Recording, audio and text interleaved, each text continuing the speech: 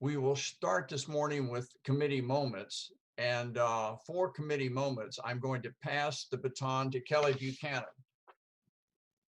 Well, thank you, Barry. Good morning and happy Father's Day to all of our wonderful fathers. I would like to facilitate the committee minutes, and what I'd like to do is by a show of hands. I want to do by your human hand. If you have your human hand, show your human hand first, and then we'll start with those, and then we'll go to the chat, and then to the virtual participation. So the top of my screen, I see David McElroy. You want to go first, please? Yeah, thank you. Hi, tomorrow night is the Zoom Men's Support Group meeting at 6:30, and hope to have the men who would like to join us, and we'll plan on seeing you at 6:30 tomorrow night. Thank you, David. And David, I have to say that I've never seen you with this before, the facial hair. Yeah, I don't know how long it's going to last, but it's there. I knew someone was going to mention it. You look so lovely, David. Thank you. All right. So thank you very much. All right. So Chris Reed, go ahead. Oh, Chris Reed, unmic yourself, please. Yeah, here we go. Yeah, thank you. I just wanted to say Happy Father's Day to all those who celebrate in one way or another that holiday today. And wanted to remind everyone that next Sunday after service will be the second half of our annual meeting, when we're going to basically talk about our budget issues, how successful our pledge drive was, and what it means to us. So we'd appreciate it if you will stay on next Sunday and join us. Thanks. Thank you, Chris, for that important message. Okay, I have Margie. You want to go ahead, Margie? Unmute yourself. There we go. Good morning to everybody, especially to any visitors we might have. And when we're in person, we have a visitor's book, but since we don't have that, if you are here for the first time, we're excited to see you. And if you could go onto the website, universityuus.org. Near the top, you'll see Connect, Contact. Just send us a little message letting us know that you're a visitor. If you're new to the area, tell us what you might think would be a significant. If you're new to Unitarian Universalism, how did you find us? And if you're interested in our religious education, the names and ages of your children. So welcome, and we hope you stick around for a few services and see if we're the right fit for you. Thanks. Thank you, Margie. Okay, Miss Sara Sullivan, you have the mic. Good morning, everyone. In 2 weeks, we're going to be making a change to the account that we do the Zoom Sunday service through. So you all are joining us here probably via Zoom. If you come to this Sunday service by going to the University UUS webpage and clicking on the link there, then that's all you need to do. Everything will be exactly the same to you. You'll not see anything different. However, if you have a bookmark for the account, or you have the little meeting numbers written down somewhere, in 2 weeks, those won't work anymore. We're going to be using a new account. So your best bet is always go to our webpage and then click on the link that says Zoom, and it will always bring you to the right place. Thank you so much, Sara. That's really important that we all get the right link. Okay, so we have Ann Packham. Go ahead, Ann. I just put this in the chat, but the next women's group will be on July 10th, and it's 7:00 p.m. It's a Friday, and look out for an email. And if you're not on the email list, then you can email me, Ann.Packham@Yahoo, and I put that in the chat. Thank you, Ann. And Ann, blue looks good on you. Okay. All right. Let's see. I'm going to the second page. Oh, did I? Let me come back. Okay. Roberta, I see you. Unmute yourself, Roberta. There you go.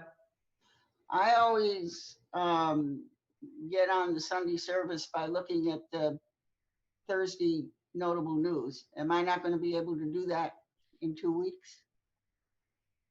The notable news will have the correct link. So keep going there and it will always be fine. Thank you. And Joey Cole, I see your hand. You might want to unmute yourself, Joey. I'm doing that. There you go. Okay, I just wanted to say that SAC met this past week on Friday. Thank you, Martha, for hosting that. We really appreciate it. We had a nice turnout, and we have decided to make a donation to Black Lives Matter, the UU chapter of Black Lives Matter, and also to do the Share the Plate. Now we still have some research to do about how that money will be and to which particular group that will be donated, but I wanted everybody to know that our Share the Plate has been decided for these summer months, June, July, and August, and it will be going towards the very important work that's being done now for social equality. Thank you. And racial equality. Thank you, Joey. Thank you, Joey, for still leading our sex committee. Even though you're retired, we really appreciate it. Okay, so last call for any other human raised hands. Anybody else? Anybody else? Okay. I think that's it. I think that's really it. No raised hands in the participant chat. So Barry, I want to turn it back over to you. Okay, Kelly. Our committee moments are really some of our truest, strongest pulses. So we're always glad to hear from everybody there. With respect to opening words, we are going to begin our celebration of Father's Day with a poem provided to us by Randy Cloco, a longtime member, and to which Marilyn Firminick McGinnis will read this poem. Marilyn?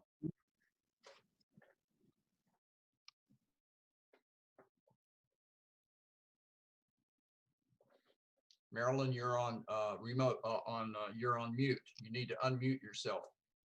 There you go. The poem is entitled Kiva. There is a stadium in the hereafter, however you picture the hereafter to be. Each man sits there as he was in his prime. He sits there at his father's right hand, and at his right sits his son.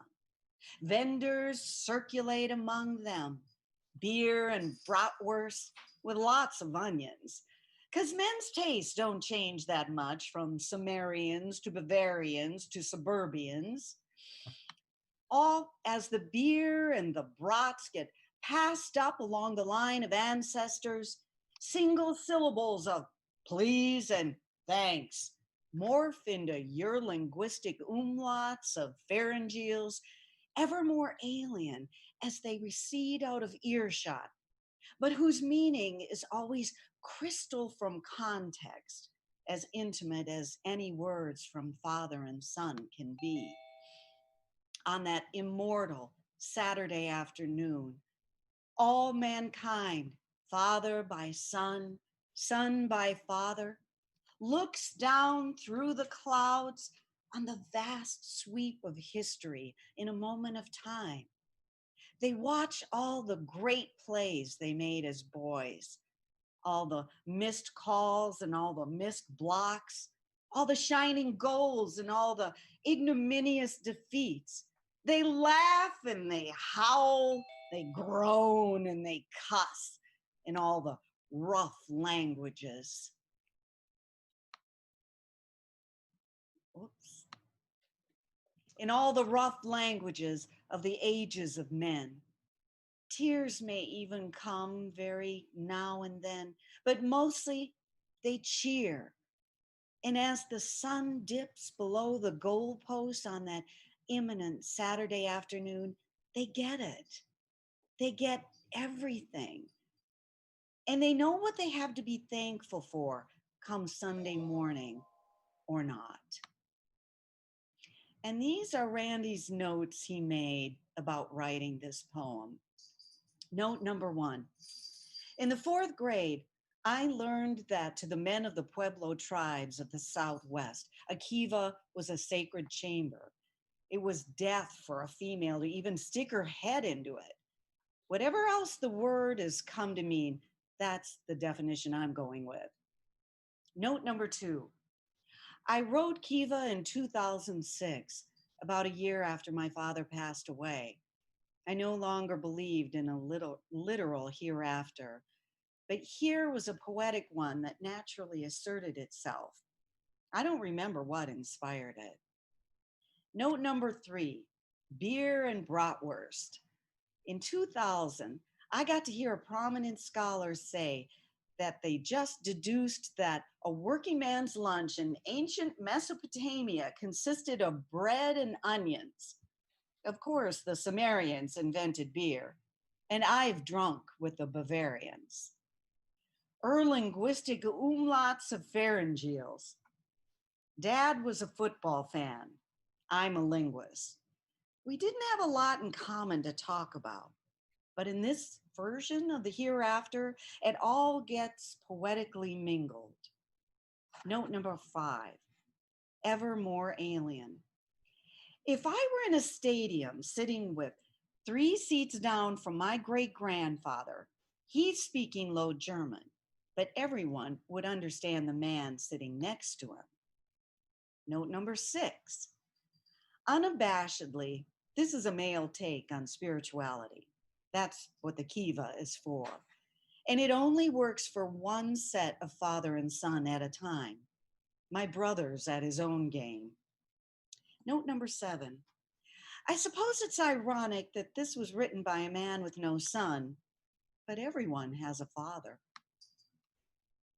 And that's the end of his notes. Wonderfully said and wonderfully read. Thank you so much, Marilyn. And now for the lighting of the chalice. If you have one, please take the moment to put it in front of you and to light your chalice. And for the lighting of the chalice, read with us, in the light of truth and the warmth of love, we gather to seek, to sustain, and to share.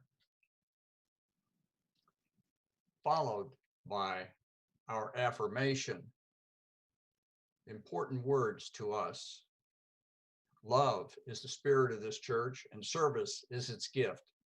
This is our great covenant, to dwell together in peace, to seek truth and love, and to help one another.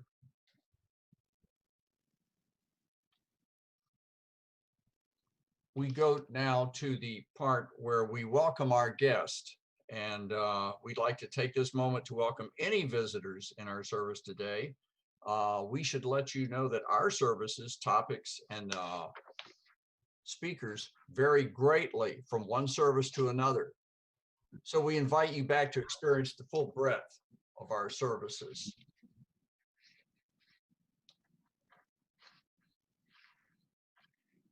And for joys and concerns, this is the time we share those joys and concerns which impact us deeply, inspire us, or raise our full breadth, or raise our spirits. For this segment, I turn the mic over to Amanda Major. Thank you so much.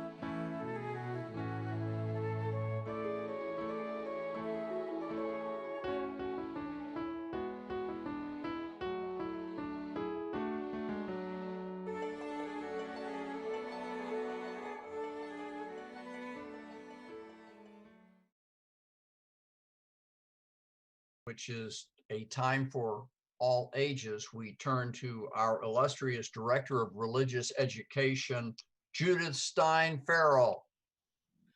Thank you, Take it Barry. away, Judith. Good morning, everybody.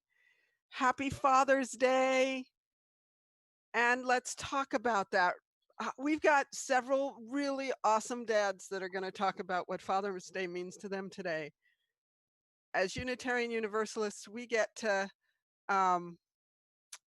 we recognize that Father's Day really does mean something different to everybody. And I thought we'd explore that, and we're going to do it through something different today. We're going to explore it using the whiteboard, which we have feature in Zoom, which we have never used in a Zoom meeting yet. So we're going to give it a shot. In front of you, you should see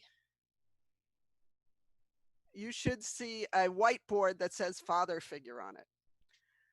See it. Okay, great. Amanda has agreed to help me out. What I would like everyone to do is to think for a moment. I'm going to ask Amanda if she can scroll through. Are you able to scroll through, pick people if you need to? Amanda? Sure. Okay. What I would like is fathers are different. What a father represents is a little, some of us have fathers living, some of us have fathers who've moved on. Some of us have contentious relationships with dads. Some of us didn't get to know our dads. Some of us,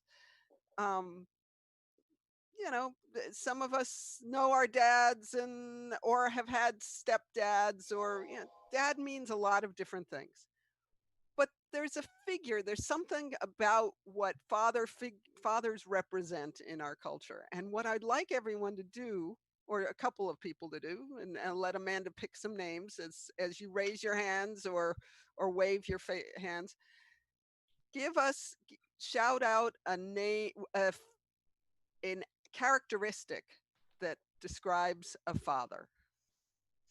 So Amanda, dare you to make this happen.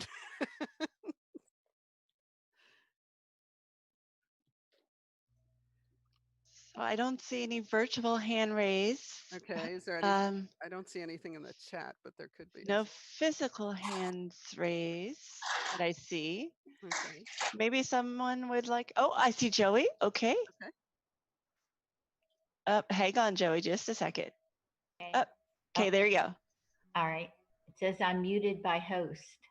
You're fine. We hear you. Okay. I would say protective. Protective.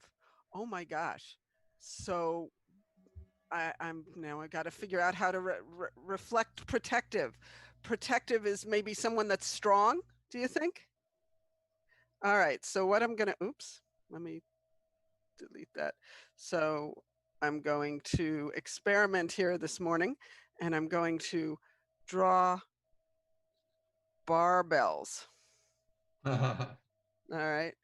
All right. What else describes a father? I see Karen's hand raised. Go, Karen. Gotcha. What do you think? What do you think, Ethan? Do you think like a lion that's very strong and leads the tribe, but is super soft? A lion. Okay. There we go. That maybe a lion face. Okay. Strong and soft.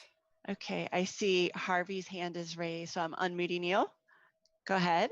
Something more like a dollar sign, financially supporting all our needs. Financially supportive. Okay. Really cool. What else? Okay, Margie's hand is raised. A big heart. A big heart.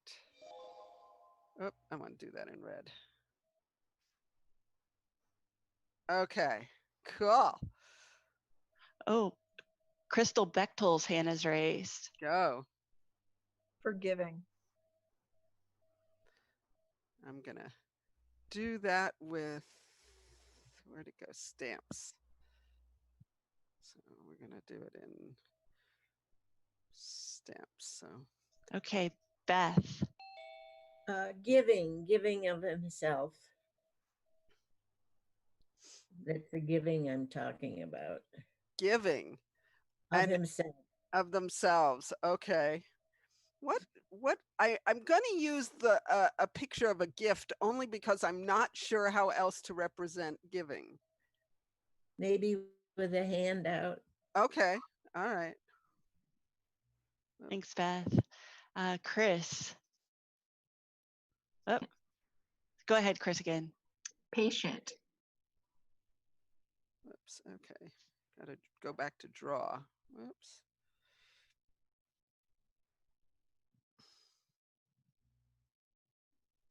Patient. Okay, Kelly. I'm going to use peace. Yeah, I would say influence. Influence. So they have a leadership shadow or a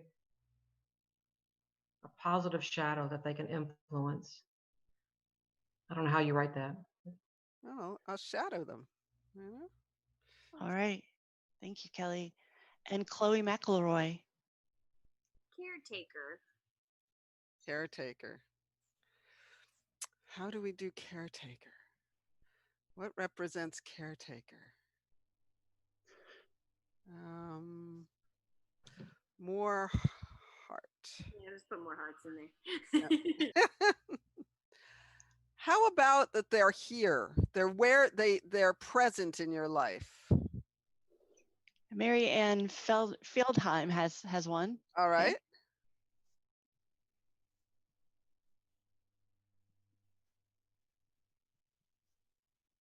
Wait a second, just a second, Mary Ann. Okay. Hang on just a nope. Let's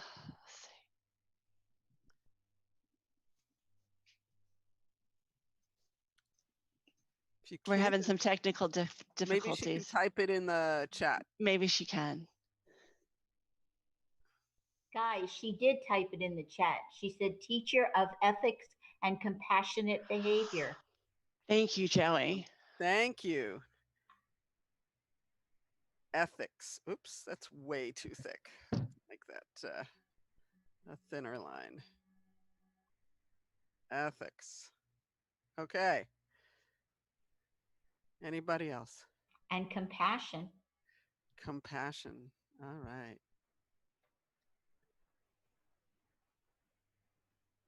Harvey has one more. Okay. Go ahead. Athletic sporting events. So we got, whoops, a really weird looking football. And, Barry has one. Okay. Integrity. Integrity, he said. Integrity. There are some good ones in the chat if you can read them out. Sure. So Marianne, scale of justice for fairness. Derek Caitlin, got it. That is a guide represented by an arrow pointing you in the right direction. Aw. Ann Packham, a cook who nourishes body and spirit. Oh, that's nice. Yep. I'll back up just a little bit too in the chat. Okay. A guide, you could draw an arrow. My dad could fix anything. Please draw tools. That's from Paula's iPad from Paula. Paul Mata says draw a shield, like as a protector, maybe. Okay. Oh, that's a great idea. If I can just get the draw thing to work. There we go. There we go. Arrow. Shield.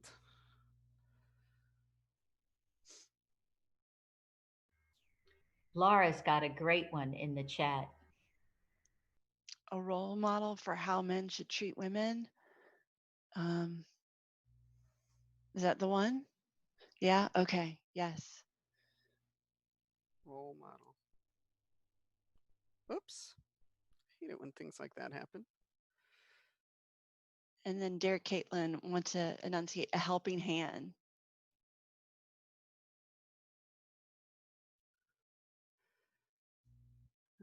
Let's see.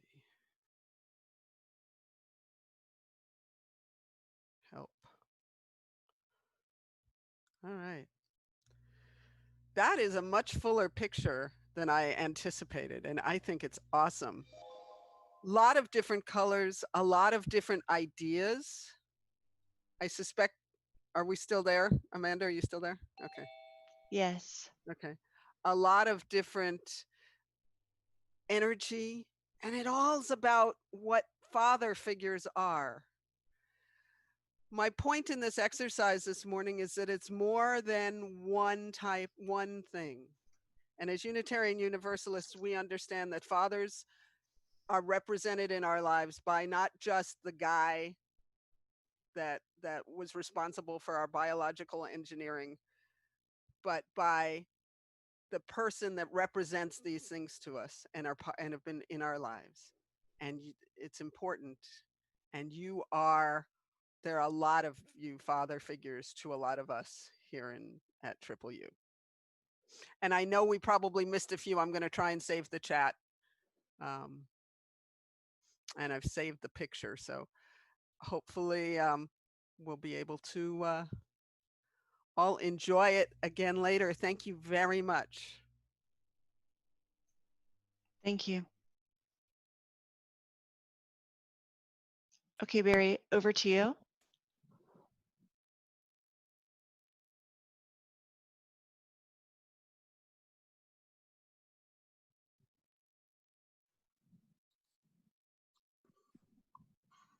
Can we share the picture again for 1 second?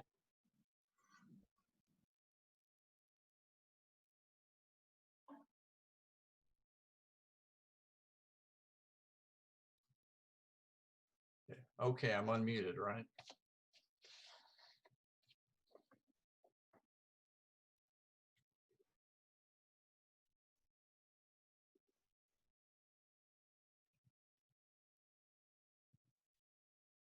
Who asked to share the picture? Eric. Okay. Mm-hmm. Okay. And I've saved it to my computer also, so. All right, I'm going to stop the share so Barry can go on. All right, then it is time for the interlude and offering. And we have an acoustic piece provided by John Mowbray with inclusion. And our offering indicates in the items below, shows each Sunday what we contribute to certain charities or social. I can't read further than that.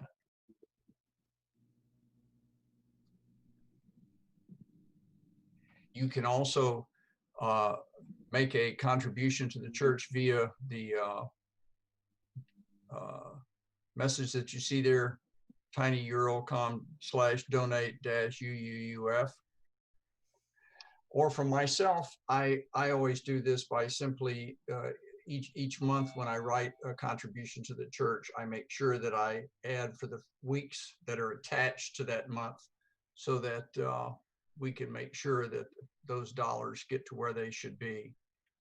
But however you wish to do it, enjoy the music and make your contribution.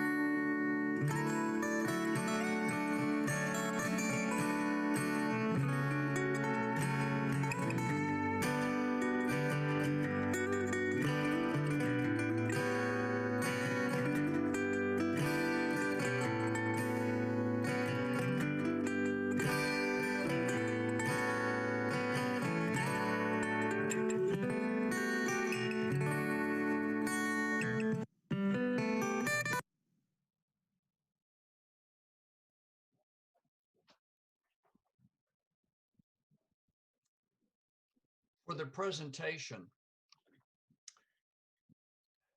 to celebrate Father's Day, we've invited three well-known fathers to address the subject: David McElroy, Paul Mata, and Karl Packham.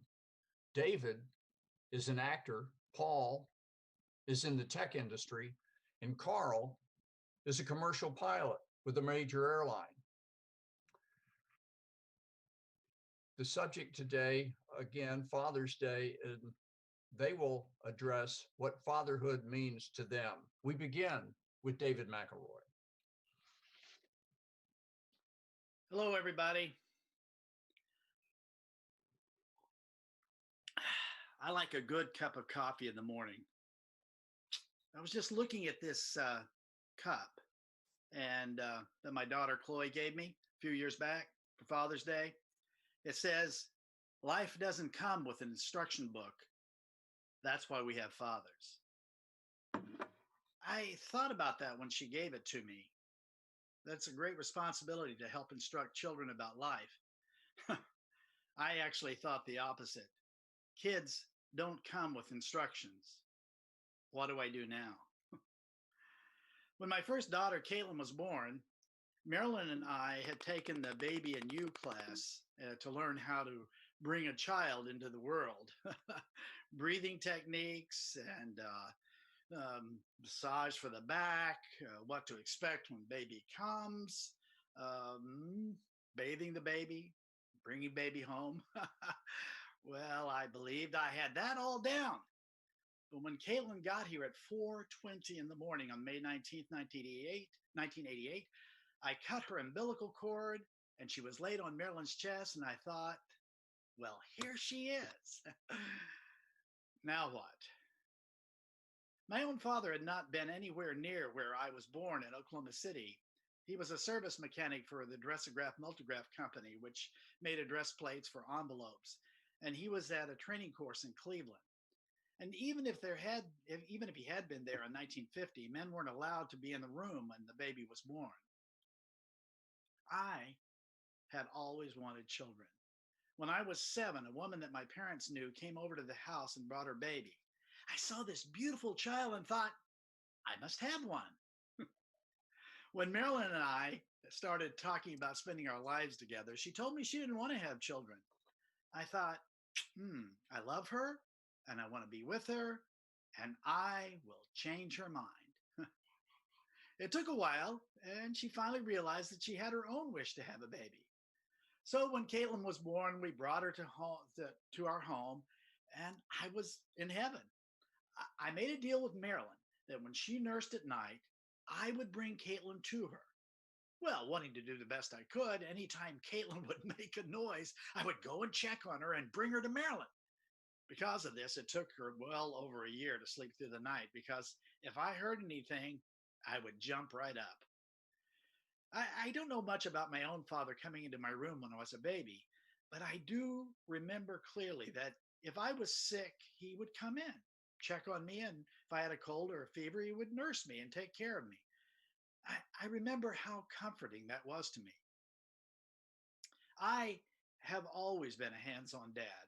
I changed diapers, gave baths when the girls were babies, and doted on them. I wanted to let them know that their father would always be there for them.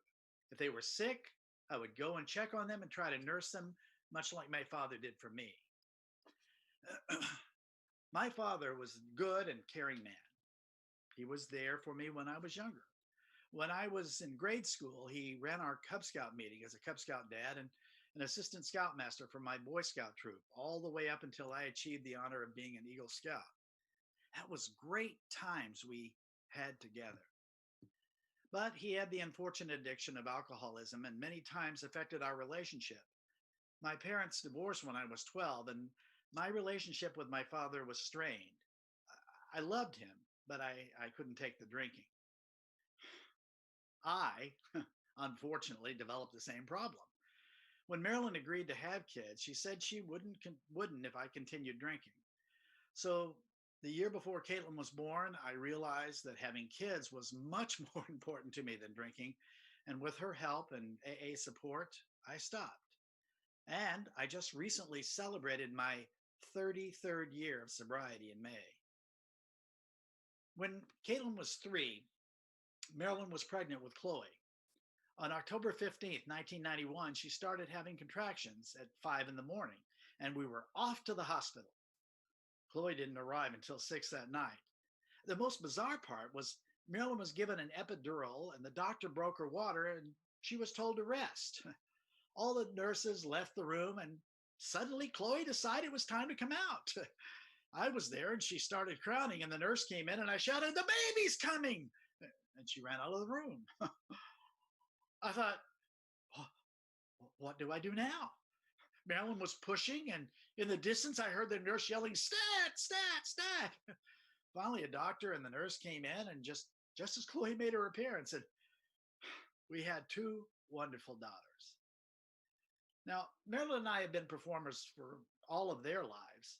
So as they grew, we would take them to the theater practice, and they would watch us rehearse and perform. They would also come with us many times when we did our clowning shows and knew my clown routines as much as I did. I have also done my one-man show, A Christmas Carol, for the last 23 years. And Chloe can cue me on lines from memory when I'm rehearsing. They both adapted to our nomad life and performing pretty well. We moved from Minnesota to Florida when Caitlin was 7 and Chloe was 4. Caitlin had a hard time adjusting, and we knew this, and we did our best to help her with the transition. My own challenge with growing up with an alcoholic father was my anger. My only expression of feelings of any kind always led to anger. Caitlin and Chloe had to deal with this along with Marilyn, and I really started working on it full time when Caitlin was 2. One evening, I was getting her ready for bed, and I wanted her to put on her pajamas, and she didn't want to. She started shouting at me, and I asked her why she was angry and yelling so forcefully. And she said to me, "You learned me it." I was shocked and a bit devastated. And I really started working on understanding my anger. I joined Adult Children of Alcoholics group and wanted to make myself a better husband and father. Well, and I also did it for myself. It has taken many years of discovery, and I feel that I am on the right path. Now, my father died at the age of 62. He had a heart attack, but his chief cause, of course, was drinking. Excuse me. He was an artist who loved to paint. His charm and personality made people adore him, including me. I felt robbed that he died so young and with so much promise. I vowed that I would do my best to live my life that my children would be proud of. They would know, no matter what, I would do my best to be a good father and a model and a good partner for a husband, a good partner, and show what a good partner and husband could be. We've had so many great things happen to us over the last 25 years that we've been in Florida. Both of these wonderful young women have excelled in so many ways. I watched Caitlin earn a bachelor's degree from the University of South Florida and a master's degree from the University of Florida in International Studies. She found out in her mid-20s that she has Crohn's disease, an autoimmune disease that affects the intestines. She has fought through her disease and worked hard to achieve her goals. She has just moved back from Florida to Florida from New York. She works for the she works for the City University of New York in their alumni medical department. With the coronavirus going on, she's able to work remotely. And her boyfriend, who works for Columbia University, is able to work remotely as well. We are so happy that they are back, and we're so proud of them. I've also watched Chloe bloom. She's an excellent actress and has been in plays that we produced at Seminole State College and University of Central Florida and Tampa Fringe. Now, we didn't produce those, but she has been in those as well. She also discovered that she has Crohn's disease as well and works to keep herself healthy as possible every day.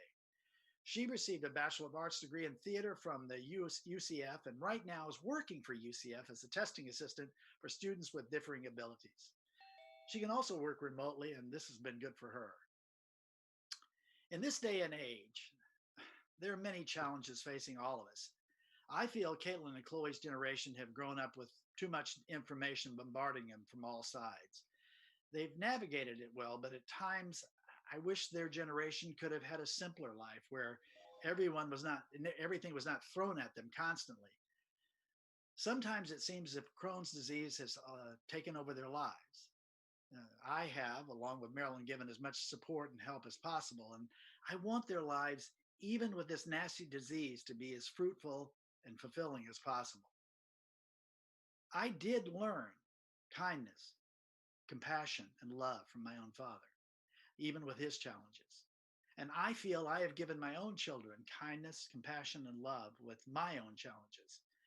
And as I have realized over many years of Caitlin and Chloe growing up, that life doesn't come with instructions. That's why we do the best we can. Thanks, and happy Father's Day. And now on to Paul Mata.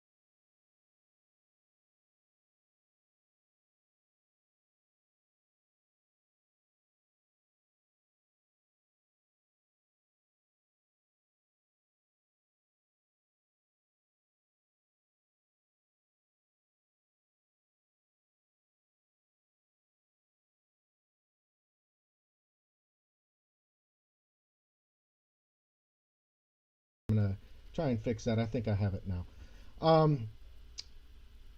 So where was I? Yeah. So that definition, I didn't feel like was really going to help me, outline what I wanted to talk about. So I went to Merriam-Webster.com and I looked up the word fatherhood there. It returned the word father. And here's the definition. Noun. 1, a male parent. 2, a man who has begotten a child. So again, still some of the same, not helpful. Then I happened to see a link to urbandictionary.com. I was a little bit hesitant, a little bit skeptical to check that site, knowing the kind of definitions that you normally find on urbandictionary.com. But I decided to look at to check it out. Fatherhood. 1, noun, a male parent. Well, here we go, off to the same start. But then it continues. 2, one who loves, supports, guides, inspires, and encourages his children.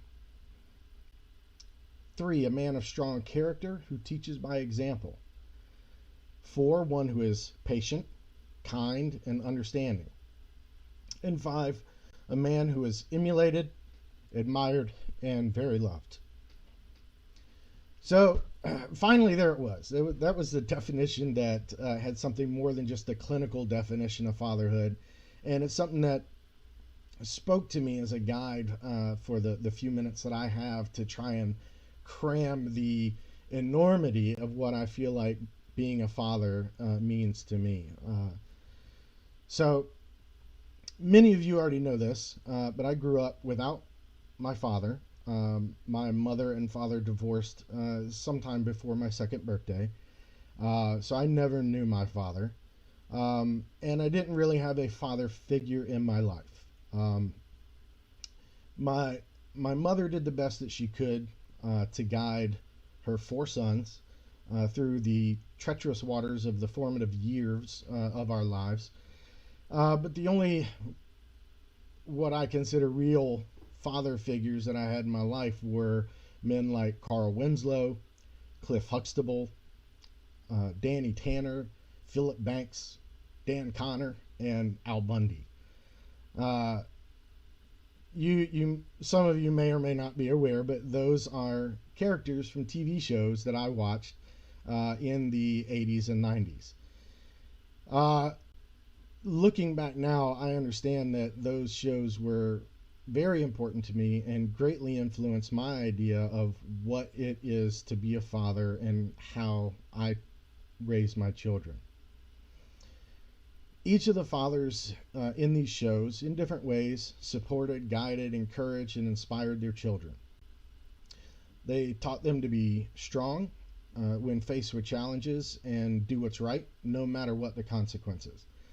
Whether that was Uncle Phil teaching Will that he had to take responsibility for a bet that he made with a pool shark on the Fresh Prince of Bel-Air, Dr. Huxtable teaching Theo why it's important to have good grades even if you don't plan on going to college, or Danny Tanner, who was raising 3 daughters and some might say their next door neighbor Kimmy Gibbler after his wife passed away. He did have help from his friends Joey and Jesse, and that was the premise of the show Full House. All of these men were what I thought other fathers must be like, and it's what I thought that I had to be when I became a father. What I've learned, though, is that these men, these characters, were not what real fathers are like. You rarely, other than Al Bundy, see the failures. Those TV shows, much like social media today, hide what fathers struggle with every day.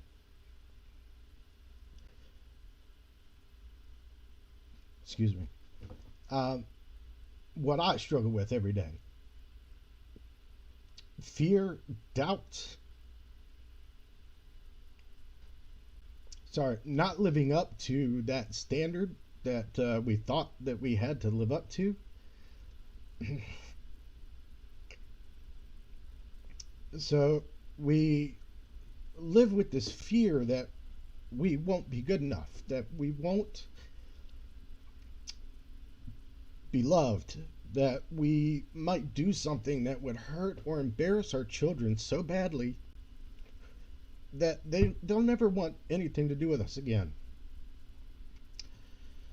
We struggle with this cloud of doubt that we're either not being encouraging enough or that we're encouraging too much and putting undue pressure on our kids to get straight A's or be a professional dancer. We worry that while we are trying to give our kids the space to learn and grow and be who they're meant to be, that will come across as cold, detached, or uncaring. Sorry. The truth is, what all fathers want, what I believe all fathers want, what I want more than anything else in the world, is for our children to be happy. We want our children to know that they are loved, and we want our children to eventually find love for themselves. We want our children to grow up to be caring members of our global community. As someone said, I think during Time of All Ages, what I think all fathers can do, what we can really do, is to be present. Be present for them and recognize when we fail. No one's perfect. No one gets it right every day.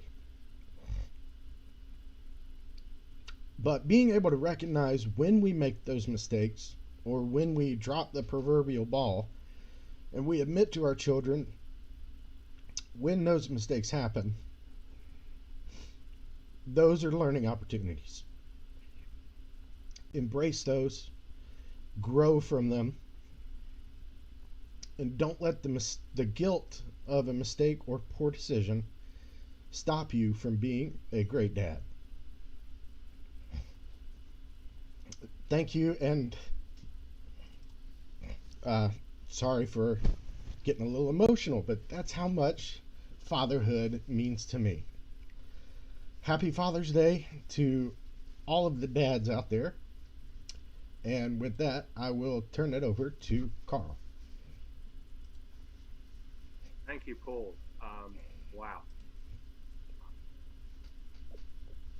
Nothing like going last. That's a hard act to follow. That was beautiful. I think we got a new definition, or a better definition of fatherhood. I know we're running short of time,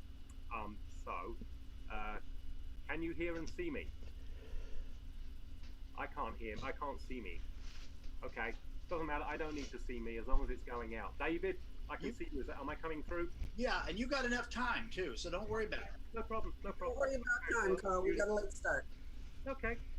Well, I came into fatherhood later in life than most. The year was 2003, and I was 38 years old. Right from the beginning of our relationship, Anna and I knew that we both wanted kids, and we knew that we wanted more than one. However, when we began our course in vitro fertilization, it was me who suggested, let's implant 3 embryos. My way of thinking was that as this procedure has a 40% chance of working, if you do the math, that would guarantee us at least 1 child. Well, as you know, this strategy was more than successful. Span of 4 minutes on that June morning, we went from a family of 2 to a family of 5. We welcomed Amelia, Maddie, and Olivia into the world. Quite frankly, from that moment on, I'm amazed that Anne ever sought my advice on any matters, particularly those relating to numbers, ever again. I think it's true to say that nothing prepares you to fatherhood. I mean, we've just heard some beautiful stories, and absolutely, these are truths. You can read all the books, take all those strange parenting classes, and watch videos, but you're never ready for that dramatic change, and one that you're fully responsible for, that's about to enter your daily life. Fortunately for us, the first 10 days of our girls' lives, they were in the neonatal intensive care unit. They were fine, but they were only born at 33 and a half weeks. So we were fortunate. We had a team of professionals who would look after our kids' every needs. Sure, we would be there every morning, and we would feed them and change diapers and cuddle them, and stay late into the evening. But importantly, at the end of the day, we could go home and we could sleep knowing that our kids were being taken care of. I clearly remember that it was Olivia that we brought home first, as she was the largest, and she reached this threshold weight that was necessary for her discharge. On entering the house for the first time with her, I carefully put down the car seat containing our sleeping infant and joined Anne and her mother on the sofa. My thoughts then came fast and furious. What do we do now? How do they even let us out of the hospital? I mean, do they know we've never done this before? We literally know nothing about parenting. And finally, I thought, wow, this is about to get very real. And yes, it did. It did get very real. Within a week, the other 2 were home. So began our routine of feeding, diaper changes, and play. It was really all about the routine in those early days. And of course, our normal lives occurred on top of that. I was still a full-time pilot. Flying 4 days a week. I would leave and not come back for 4 days. I could be spending the night 40 miles away in Dayton or on the other side of the country. Regardless, this meant that Anne was dealing with the girls pretty much single-handed. That's not to say we did it without any help. Our neighbors may have only known us for 4 months back then, but they really stepped up and helped us, particularly during that first year. However, when I got home from those 4 days on the road, sometimes literally the moment I walked in through the door, I was back to being a full-time parent. It was now Anne's time to go off to work. That's how it was back then. We needed that second income. We were both breadwinners and both full-time parents. I never had an issue with the concept of this. I always believed that to be a father, you did everything. And yes, that includes my share of the 18,000 diapers that we got through. I pretty much learned this concept from my father growing up. I was raised in a traditional, loving household. My parents were married for over 45 years until my father passed away. Father was a self-employed photographer working from home. So I was always fortunate that usually one or both of my parents were home. It was great to have those parents around when you needed them. It was especially good during the summer. Ours was definitely the fun house. My father was the one who was willing to take us all kids out, neighbors' kids and all, out on an adventure, typically to the countryside or the beach.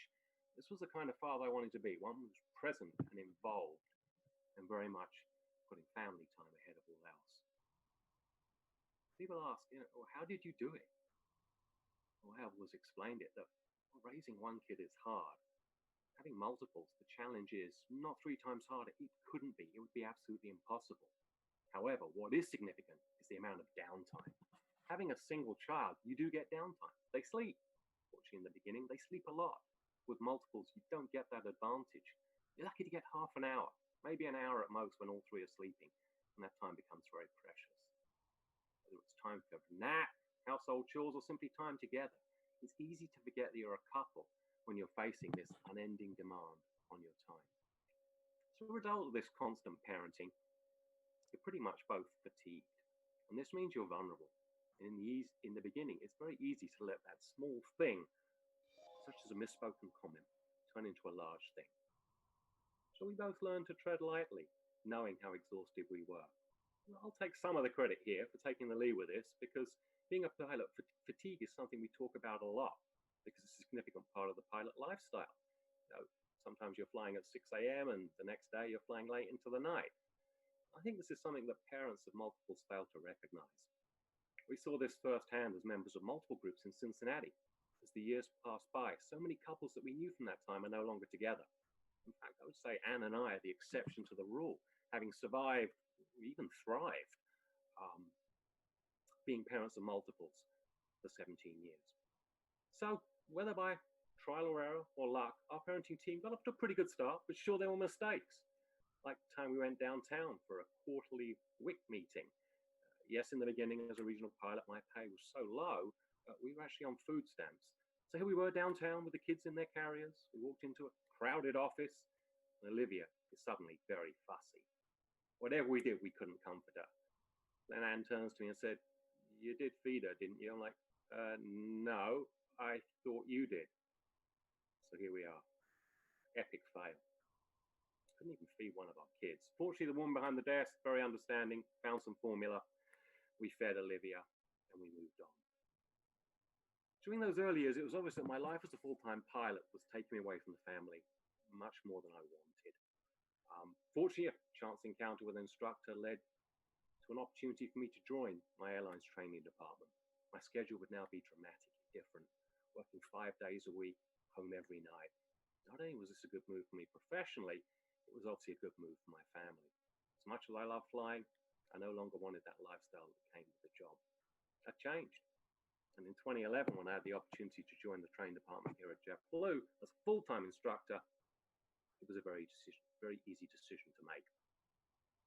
So looking back, my 17 years as a father has been split 50-50 between my time in Cincinnati and time in Orlando, the time between being a pilot and an instructor.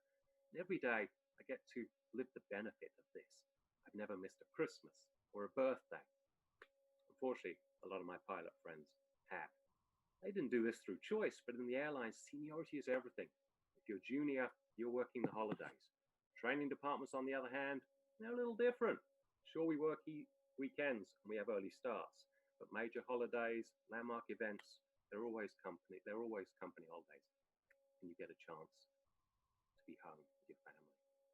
Because of this, I've had the benefit of watching my girls grow up and grow closer together. This has been one of the great joys of my life. From watching them run the morning television show in 5th grade to success at regional and national debate competitions. Currently, I'm seeing them in leadership roles at their key club. And not to mention, we've got a couple of black belts in the family. So my girls have excelled. Oh yeah, they're also way smarter than their old man. This last part was initially difficult to accept. I remember that time well when I was asked to help with a pre-calc math problem. I was completely stumped. I used to be good at math. I love math. Despite going to some online tutorials, yeah, I was at a loss. But I've learned over the years that it's okay not to know the answer. Being upfront and honest is always the way to go. It's easy with a math problem, not so easy with some of the life questions that have come up. Confirming that Santa was really us to a 5-year-old, yeah, we worked through that one. We just asked that particular child to keep it a little bit quiet and not spread that amongst their friends. When it came to our views on religion, politics, yeah, I've always been honest and said, this is what I believe. Counter it with this is what other people believe. What do you believe? Some more close to the bone questions on teenage things like drugs and alcohol. Again, you've got to be honest, and I have been. I've been very upfront. This is what I did. This may be some of the consequences. We can learn from this. Gets back to what we say at our UU naming ceremonies, to quote Khalil Gibran. Talking of kids, they come through you, but not from you. And though they are with you, yet they belong not to you. You may give them your love, but not your thoughts, for they have their own thoughts. As a father, I've tried to meet my 3 daughters' needs. These are basic and physical in the beginning, and increasing more complex, intellectual and spiritual as they continue their life journey. Throughout this journey, I've changed, grown and matured. Was I successful? I don't know. I don't get to decide. That's for Amelia, Maddie, and Olivia to decide. It is in the future, it's their future. Thank you.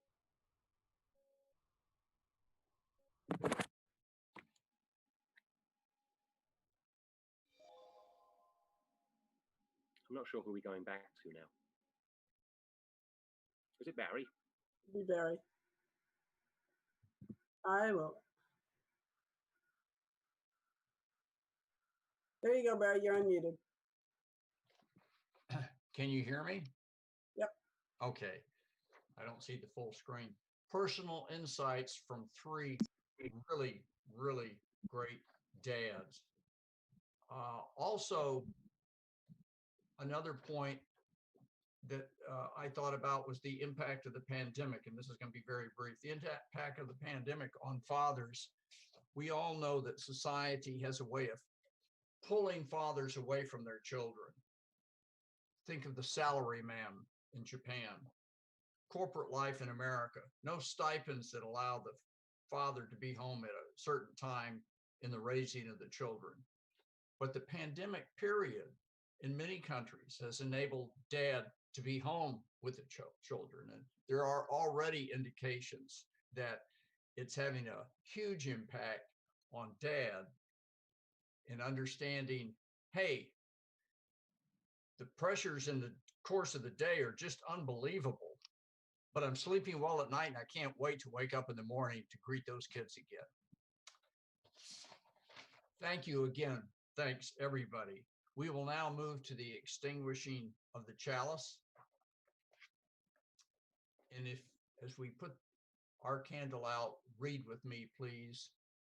We extinguish this flame, but not the light of truth, the warmth of community, or the fire of commitment. These we carry in our hearts until we are together again.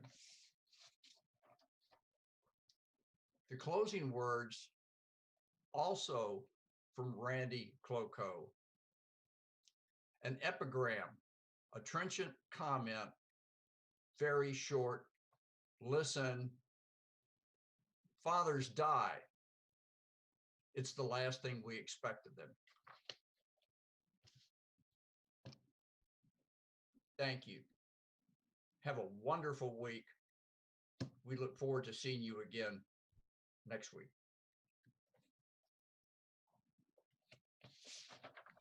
Thanks, everybody. Thank you, Barry and Paul. Thank you, and gentlemen.